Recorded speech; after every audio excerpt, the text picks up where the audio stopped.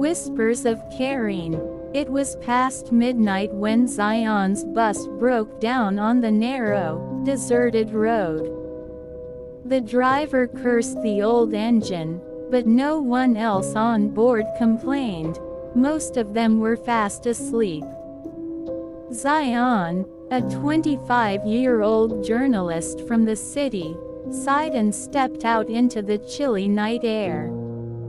He had been sent to investigate a string of strange disappearances in a remote village called Qareen, a place even Google Maps barely recognized. The village lay 5 kilometers ahead, hidden beyond thick woods and ancient hills. The driver warned him not to walk at night. "Locals don't step outside after sunset," he said with a shaky voice. "They say the land remembers." But Zion didn't believe in superstitions. Flashlight in hand, he decided to walk. The village that time forgot. By the time he reached Qareen, fog had swallowed the village. Crooked houses leaned against each other like old men sharing secrets. Not a single light flickered in any window. Even the stray dogs watched him silently, tails tucked, as if afraid of something unseen. An old woman appeared from a doorway. Her eyes were pale and distant. "You shouldn't be here," she whispered. "It's almost time." "Time for what?" Zion asked, but she closed the door before he could finish. He found lodging in an abandoned guest house. It smelled of dust and decay. As he unpacked, he noticed strange symbols carved into the walls, circles crossed with lines, repeated over and over.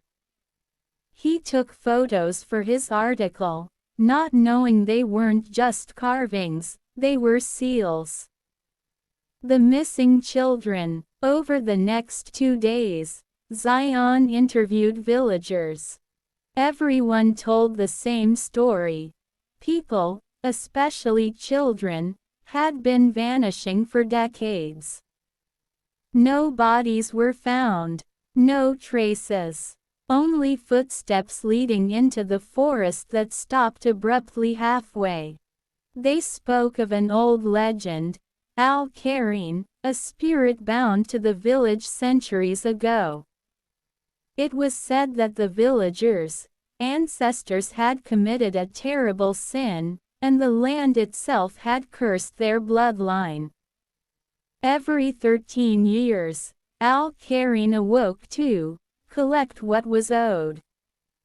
Zion rolled his eyes at the tale, but the deeper he dug, the more frightened the villagers became. Some even refused to speak at all. One man, shaking violently, whispered, "It doesn't haunt the woods. It lives inside us." The night of 13, on the 4th night, a storm rolled in. Wind howled like a wounded animal, and distant chanting echoed through the streets. Zion followed the sound to the village square, where a group of elders stood around a fire, murmuring prayers in an ancient tongue. "What's going on?" he asked. "It's the 13th year," one elder said. "And tonight, the seal weakens." Zion laughed nervously. "You actually believe this?" "Believe," the elder whispered. "We remember." At midnight, the chanting stopped. Silence fell like a heavy blanket. Then, one by one, doors creaked open on their own. The air grew colder. Zion's flashlight flickered and died. And then he heard it, a child's laughter, distant and hollow. The forest, compelled by some mix of curiosity and fear, Zion followed the sound into the woods. Branches snapped under his feet. The laughter turned into whispers. Zion. He froze. No one here should know his name. The whispers grew louder, circling him. Shadows darted between the trees. Too fast to be human, too twisted to be animal. And then he saw her. A little girl in a torn white dress, barefoot, her eyes completely black. "Help me," she said. "Please." Against his better judgment, Zion reached out, and the girl's skin crumbled like ash in his hand. The world tilted. He fell backward, and when he looked up, the girl was gone. In her place stood something else. Tall, faceless. Its skin was gray and stretched like dried leather. It had dozens of human hands growing from its chest, each twitching and clawing. "We remember the truth." Zion ran, crashing through the forest until he stumbled upon an ancient stone circle. The same symbols from his guest house were carved here, only older, deeper, glowing faintly in the dark. In the center lay piles of small bones. Children's bones. And then it hit him. This was no myth. The villagers' ancestors hadn't been cursed.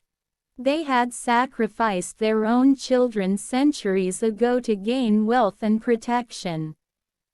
The spirit that now haunted them wasn't their punishment. It was their creation. The carvings weren't warnings.